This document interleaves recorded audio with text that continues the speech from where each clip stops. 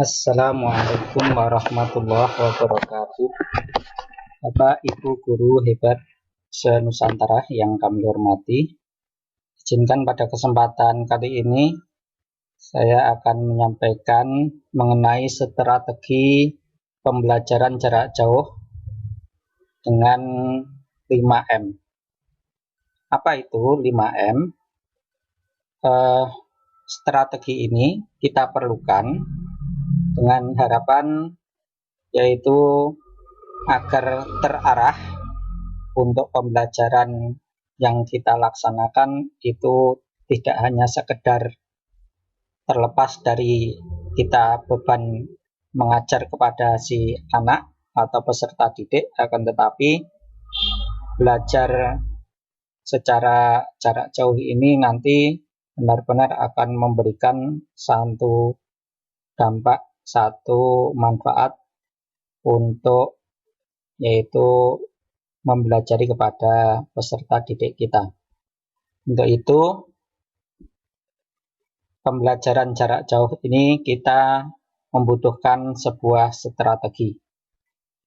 Di sini kami kutip dalam sebuah panduan pembelajaran jarak jauh bagi guru di situasi wabah virus corona dengan strategi pembelajaran 5M. Belajar di rumah, belajar di sekolah, tetap berpihak kepada anak. Bagaimana caranya? Caranya yaitu guru dan orang tua yang harus berdaya menciptakan pengalaman belajar yang tentunya melibatkan anak. Ikuti panduan pembelajaran jarak jauh bagi guru dan orang tua di situasi wabah virus corona ini. Tujuan dari panduan pembelajaran jarak jauh ini yaitu mendorong kolaborasi antara orang tua, guru, dan peserta didik untuk berdaya belajar dalam menghadapi situasi darurat akibat wabah virus corona ini. Kemudian hal yang perlu diperhatikan yaitu memastikan anak untuk mendapatkan personalisasi pengalaman belajar yang tentunya bermakna, menantang, dan sesuai dengan kemampuan dan kebutuhan peserta didik. Adapun strategi 5M tersebut, diantaranya M yang pertama adalah 1. Memanusiakan hubungan. Praktek pembelajaran yang dilandasi orientasi pada anak atau peserta didik harus berdasarkan relasi positif yang saling memahami antara guru, murid, dan orang tua. Anjuran, lakukan pengumpulan informasi terlebih dahulu mengenai kesiapan orang tua di dalam mendampingi peserta didik untuk melakukan pembelajaran jarak jauh. Faktor yang setidaknya perlu dipertimbangkan adalah akses orang tua terhadap teknologi, pola kerja orang tua, dan tingkat pendidikan orang tua. Sediakan waktu berbincang bebas dengan orang tua dan murid untuk mendapatkan gambaran kondisi yang mereka alami. Membangun kepercayaan diri murid dan orang tua, menghadirkan dukungan, pendorong semangat, dan bantuan profesional. Anjuran yang berikutnya, yang ketiga, memperkirakan durasi pengerjaan tugas yang akan diberikan. Pastikan bahwa durasinya maksimal adalah 80% dari jam belajar normal untuk menyediakan waktu belajar tidak terstruktur. Durasi ini bisa disesuaikan melalui koordinasi dengan guru yang mengajar pada kelas yang sama dan dengan murid atau orang tua. Anjuran yang berikutnya adalah membangun kesepakatan dengan orang tua terkait cara pengerjaan tugas murid, jadwal, dan durasi konferensi guru. Anjuran yang berikutnya, menyiapkan aktivitas dan tugas belajar yang memadukan tujuan kurikulum, minat murid, dan isu yang sedang hangat dibicarakan. Ini untuk anjuran dalam hal memanusiakan hubungan. Strategi M yang pertama adalah memanusiakan hubungan. Hal yang perlu dihindari dalam memanusiakan hubungan yaitu 1. Hindari membuat aturan dan tugas yang tidak memahami kondisi murid dan orang tua. Yang kedua, hindari memaksakan tugas harus dikerjakan dengan kriteria dan durasi kecepatan yang sama untuk semua murid. Yang ketiga, hindari menuntut orang tua untuk mendampingi penuh murid tanpa mempertimbangkan faktor kendala dalam melakukan pendampingan. Demikian untuk M yang pertama. Strategi pembelajaran jarak jauh untuk M yang kedua adalah memahami konsep. Praktek pembelajaran yang memandu murid bukan sekedar menguasai konten, akan tetapi juga menguasai pemahaman mendalam terhadap konsep yang dapat diterapkan di beragam konteks. Anjuran, lakukan penjelasan terlebih dahulu kepada orang tua, khususnya pada kelas kecil, tentang tujuan dan proses belajar jarak jauh dan penggunaan aplikasi atau situs melalui video tutorial ataupun infografis. Yang kedua, satu kegiatan belajar bisa mencakup lebih dari satu pelajaran. Rancang tugas atau kegiatan belajar yang bisa mencakup untuk 2 atau 3 pelajaran. Yang ketiga, berilah tugas yang terkait dengan lingkungan rumah pada kelas kecil dan terkait dengan persoalan yang sedang hangat dibicarakan. Dan yang keempat, sediakan pertanyaan terbuka pada instruksi penugasan yang memfasilitasi murid untuk mengekspresikan pendapatnya. Contoh, pada kelas kecil, apa yang kamu sukai dari tugas hari ini? Pada kelas besar, apa kaitan antara konsep yang kamu pelajari hari ini dengan persoalan masyarakat saat ini? Untuk M yang kedua, yang perlu dihindari adalah 1. Hindari memberikan tugas sekedar untuk latihan soal atau pengerjaan LKS, atau tanpa disertai diskusi dan refleksi. Yang kedua, hindari memberi tugas yang meminta murid hanya memindahkan materi dari buku teks ke lembar tugas. Strategi pembelajaran jarak jauh untuk M yang ketiga yaitu membangun keberlanjutan. Praktek pembelajaran yang memandu murid mengalami rute pengalaman belajar yang terarah dan berkelanjutan melalui umpan balik dan berbagi praktek baik. Untuk M yang ketiga ini anjurannya 1. Membuat panduan tugas yang rinci namun tidak mendikte. Pastikan orang tua atau murid memahami instruksi namun tidak terkekang dalam belajar.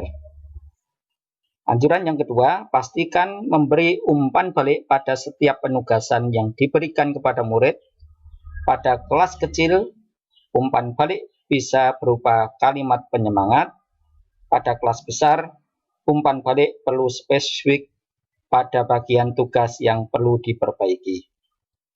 Anjuran yang ketiga, perbanyak asesmen formatif untuk membantu murid memahami kemampuan awalnya dan kebutuhan belajar berikutnya. Pada kelas kecil, asesmen formatif bisa berupa pertanyaan yang dapat dijawab dengan gambar atau ekspresi murid.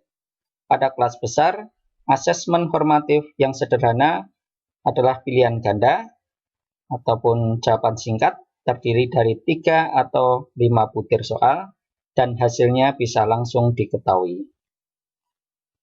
Anjuran yang keempat, pastikan ada kriteria keberhasilan yang digunakan dalam penilaian dari setiap tugas yang diberikan. Pada kelas kecil, pastikan orang tua memahami kriteria keberhasilan itu. Pada kelas besar, diskusikan kriteria keberhasilan dengan murid.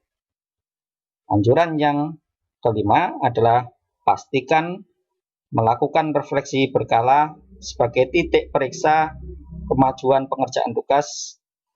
Sepakat waktunya dengan orang tua pada kelas kecil dan dengan murid pada kelas yang besar.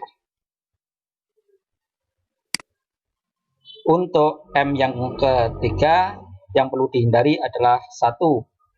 Hindari memberi tugas tanpa memberi umpan balik kepada orang tua pada kelas kecil dan murid pada kelas besar.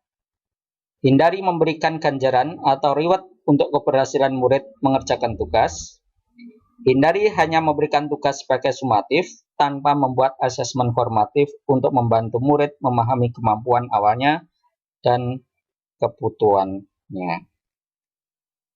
Untuk strategi M yang keempat adalah memilih tantangan. Praktek pembelajaran yang memandu murid menguasai keahlian melalui proses yang berjenjang dengan pilihan tantangan yang bermakna. Untuk M yang keempat ini anjurannya adalah sediakan pilihan jam belajar. Pada kelas kecil, jam belajar perlu luas menyesuaikan jam aktivitas orang tua. Pada kelas besar, sediakan pilihan jam belajar sesuai jam sekolah atau jam mengerjakan tugas.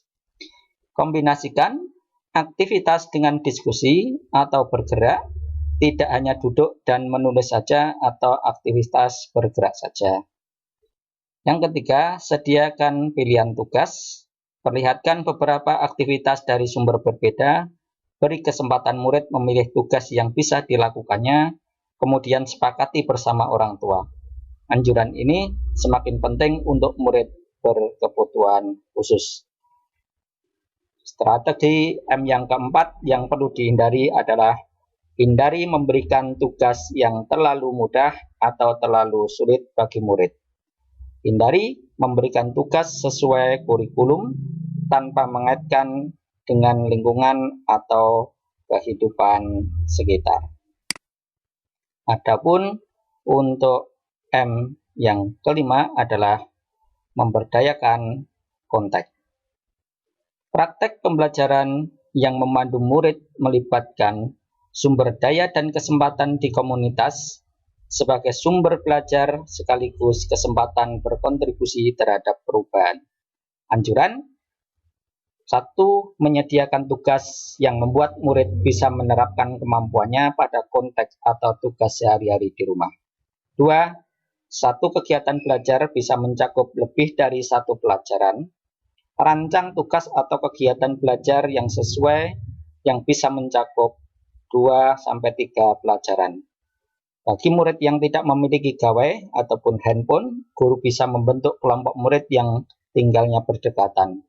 Untuk memudahkan guru dalam pengiriman tugas dan pengumpulan tugas melalui orang tua, bila murid yang tidak mempunyai gawai dan lokasinya jauh dari teman satu sekolah, guru sebaiknya mendatangi rumah murid tersebut untuk memberikan tugas. Pengiriman dan pengumpulan tugas hendaknya tidak per hari, tapi per minggu atau 2 minggu sekali.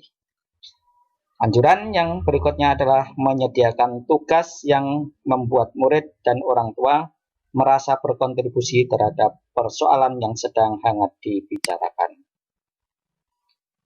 Untuk M yang kelima yang perlu dihindari, di tengah situasi wabah corona, hindari memberi tugas yang mendorong murid berinteraksi dengan banyak orang, seperti keluar rumah untuk mencari atau membeli bahan dan perlengkapan tugas.